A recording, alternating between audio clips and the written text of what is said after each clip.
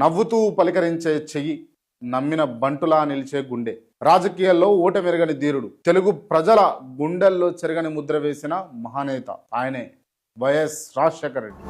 వచ్చాడయ్యో స్వామి, నింగి సుక్కలతో బడిగెత్తింది భూమి. ఎండనక వాననక 1475 కిలోమీటర్ల సుదీర్ఘ పాదయాత్ర, ప్రజల కష్టాలను కల్లారా చూసి వారి కన్నీళ్లను తుడిచేందుకు కదిలిన ప్రజా ప్రస్థానం అది.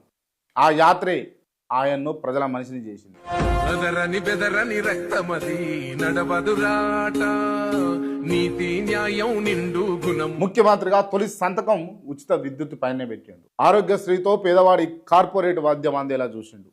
ఫీజు రియంబర్స్మెంట్తో పేద విద్యార్థులకు ఉన్నత చదువులు అందేలా చూసిండు. ప్రతి ఇంట్లోనూ ఏదో ఒక పథకంతో ఆయన పేరు నేటికి సజీవంగానే ఉండిపోయింది. మాట ఇస్తే మడమ తిప్పని నైజం, శత్రువునైనా ఆత్మీయంగా పలకరించే గొప్ప సంస్కారం.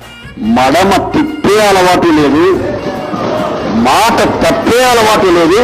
ప్రత్యర్థులకు సింహస్వప్నం, ప్రజలకు కల్పవృక్షం.